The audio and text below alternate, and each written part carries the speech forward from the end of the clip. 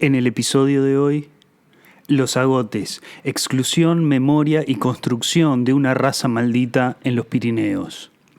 Durante más de 8 siglos, una comunidad fue marginada por ser considerada diferente. Lo paradójico es que nunca nadie logró demostrar en qué consistía esa diferencia. Estoy hablando de los agotes.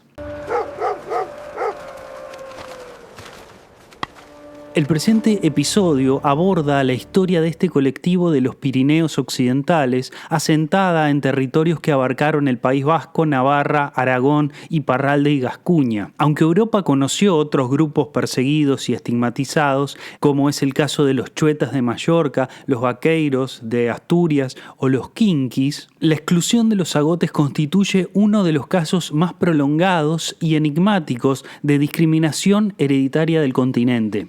Su segregación se extendió desde la Edad Media hasta el siglo XIX y sus consecuencias sociales perduraron hasta bien entrado el siglo XX, especialmente en el barrio de Bosate, en la localidad navarra de Arizkun, donde aún residen sus últimos descendientes. En términos contemporáneos, se trata de un auténtico apartheid europeo. Este análisis se centrará en 2 tipos de fuentes complementarias. Por un lado, los memoriales y pleitos jurídicos mediante los cuales los agotes reclamaron durante siglos el reconocimiento de sus derechos, y por otro, las representaciones literarias que reelaboraron su figura a través de la compasión humanitaria, la idealización romántica y la construcción de genealogías legendarias. El contraste entre el archivo judicial y la ficción nos permitirá reflexionar sobre las complejas relaciones entre exclusión, memoria y derechos humanos. La discriminación contra los agotes alcanzó prácticamente todos los aspectos de la vida cotidiana.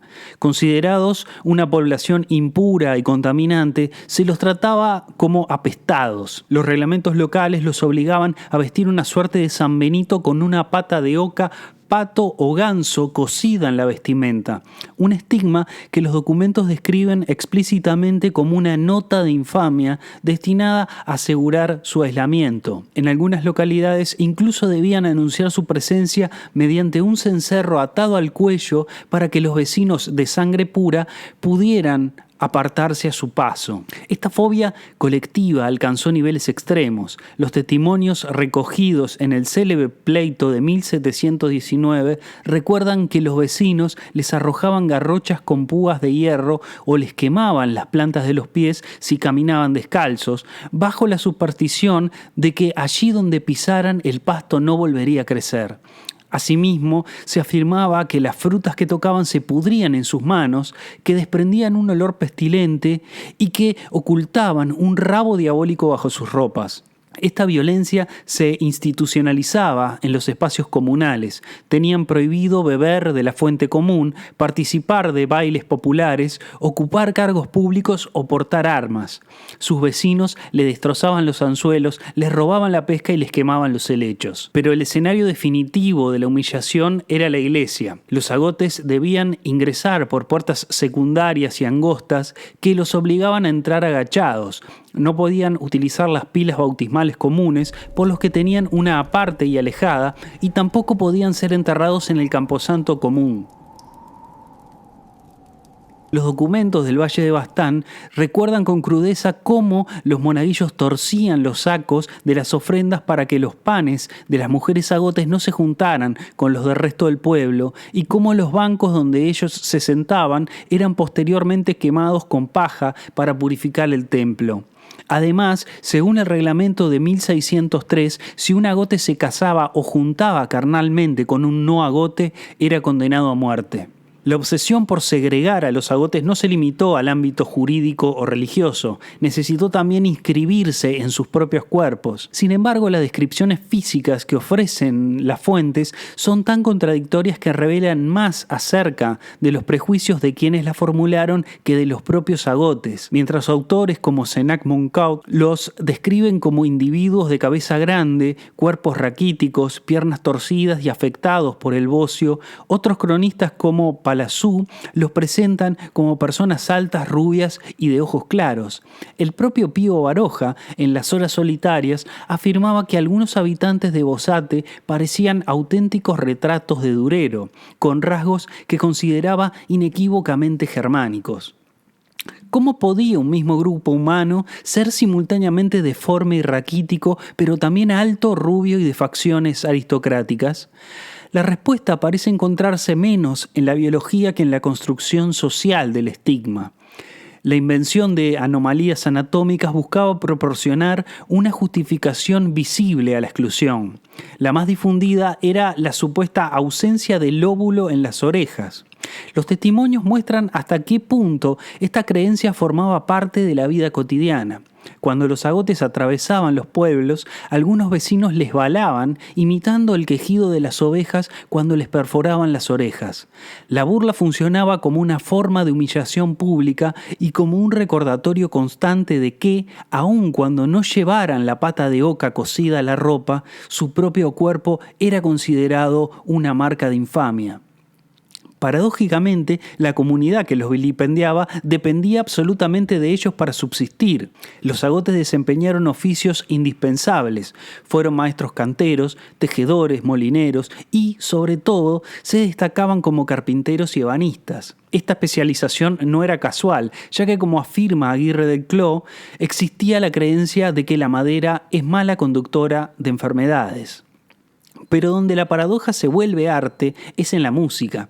Aunque tenían prohibido sumarse al baile, los zagotes eran los encargados de hacer bailar a sus propios opresores. Reconocidos como virtuosos de la flauta, el violín y el tambor, el folclore vasco está en deuda con ellos. De hecho, los más legendarios chistularis eran agotes y el propio ayuntamiento de Pamplona los contrataba históricamente por su talento musical para amenizar la fiesta de San Fermín. Ahora bien, ¿cuál era el origen de este grupo? Los documentos judiciales demuestran que se referían a ellos como extranjeros. En el pleito de 1719, los testigos locales insistían en que se les tenía por advenedizos y nunca por originarios. Ante la falta de certezas, la necesidad social de justificar el odio llevó a la construcción de diversas hipótesis históricas que podemos clasificar en tres grandes grupos. La hipótesis visigótica y médica, esta fue sostenida por autores como Arnold Oeynhardt, quien en un texto de 1638 afirmaba que eran descendientes de los visigodos arrianos que, tras ser derrotados por los francos, se refugiaron en los Pirineos. De ahí la etimología del nombre Cagot, Casgot, que significa perro godo.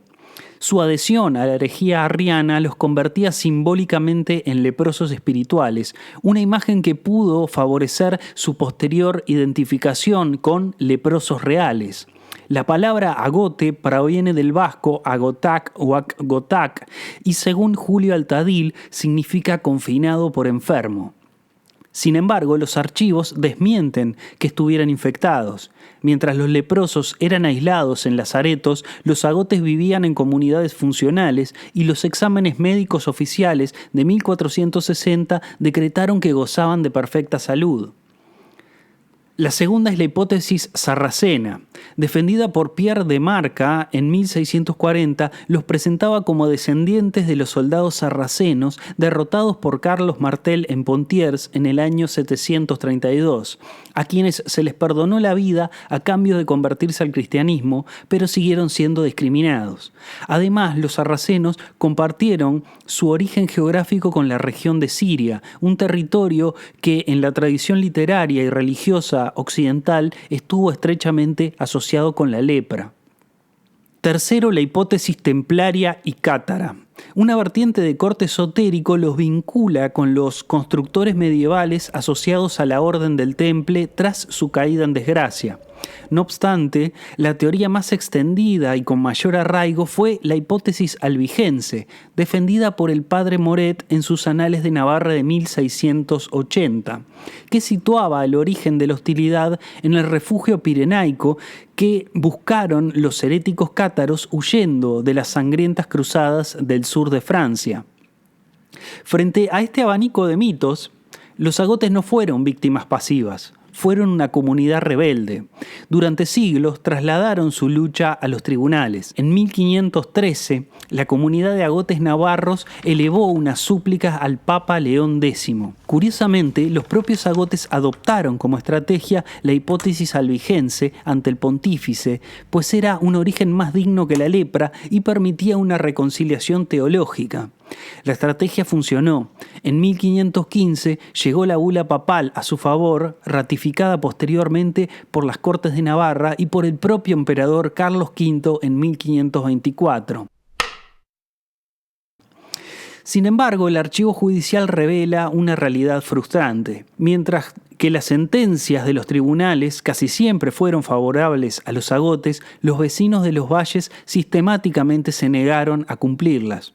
Una y otra vez, los agotes se vieron obligados a reabrir pleitos, denunciando que los expulsaban de los coros de las iglesias, les quemaban los árboles frutales o les negaban la ceniza sagrada durante la Semana Santa, llegando a empeñar sus tierras y cosechas solo para pagar los costos judiciales y defender su honor.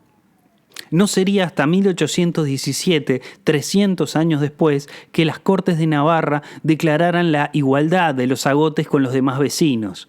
Pero, como afirman Sanchotena y Lagarreta, esta igualdad jurídica respondió menos a una convicción humanitaria que a necesidades políticas, económicas y estratégicas del Estado navarro y español de la época.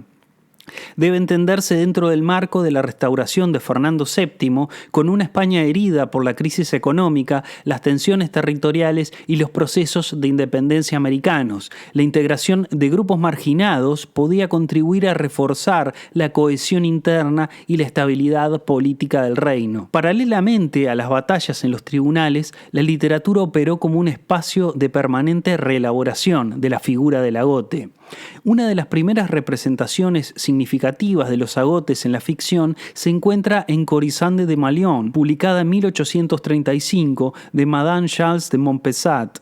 La obra se sitúa en el siglo XV en el contexto de las tensiones políticas y fronterizas entre el Béarn y la convulsa Navarra. En un episodio ambientado en los bosques pirenaicos, una de las protagonistas, Ena Corisande, entra en contacto con una familia de agotes, lo que permite a la autora describir las numerosas restricciones que pesaban sobre este colectivo. La obligación de portar la insignia de la pata de oca, la segregación en iglesias y cementerios, la exclusión de determinados oficios y las supersticiones que los rodeaban. Es interesante notar que la novela recoge la hipótesis sarracena, presentándolos como descendientes de sarracenos refugiados en los Pirineos tras las campañas de Abderramán. Sin embargo, la obra contrapone el prejuicio social con la experiencia directa de los personajes. Lejos de la imagen monstruosa atribuida a los agotes, la autora los presenta como seres humanos marcados por las consecuencias psicológicas de la exclusión antes que por diferencias físicas reales. La compasión de Corisande hacia esta familia muestra una crítica a las prácticas discriminatorias de la época y convierte a los agotes en un instrumento de reflexión moral sobre la intolerancia. No obstante, la obra mantiene una visión paternalista del colectivo, que todavía aparece definido por su condición de víctima. Esta perspectiva cambia notablemente en Le Val d'Andorre, de Élyt Bertet, publicada en 1841, donde los agotes dejan de ser objeto de compasión para convertirse en protagonistas de una verdadera rehabilitación romántica. Aunque el relato conserva elementos tradicionales del estigma, la denominación de raza maldita, la sospecha de contagio y la condición de parias heredada de la Edad Media, estos prejuicios aparecen encarnados en personajes externos y son sistemáticamente refutados por la conducta de los propios agotes. El protagonista, Isidoro, es presentado como un joven valiente, generoso y físicamente atractivo, mientras que su familia ocupa una posición de prestigio y autoridad dentro de la sociedad andorrana. La novela de Bertet adopta la hipótesis visigótica sobre el origen de los agotes y los vincula con una noble ascendencia preservada a pesar de siglos de persecución. De este modo, el relato invierte la imagen tradicional del colectivo. Los agotes dejan de ser representados como seres degradados por una supuesta diferencia racial o física para convertirse en depositarios de virtudes morales superiores. La exclusión social no aparece aquí como consecuencia de una condición real, sino como el resultado del prejuicio y la ignorancia de quienes los rodean.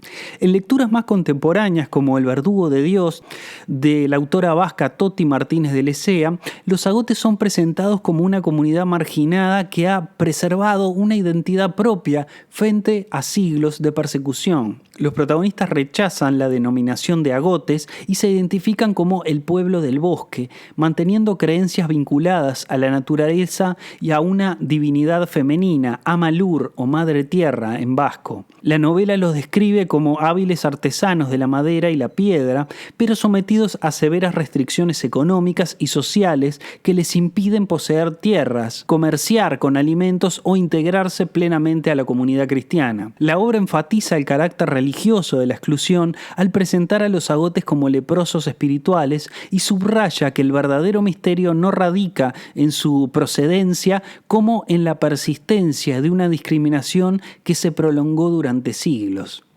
En Heredarás a tus muertos de 2025, la escritora uruguaya Maritza Vieites retoma la hipótesis del origen cátaro de los agotes y la desplaza hacia una clave propia de la ficción esotérica o neonóstica contemporánea. El linaje históricamente marcado como maldito se transforma en linaje elegido. La exclusión hereditaria, que en los documentos jurídicos aparece como signo de degradación, es resignificada narrativamente como portación de una memoria espiritual reprimida.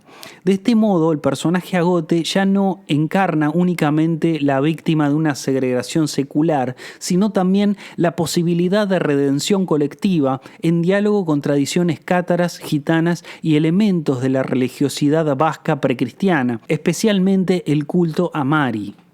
La literatura, en definitiva, los transformó sucesivamente en víctimas ejemplares, héroes románticos o guardianes esotéricos de una tradición ancestral.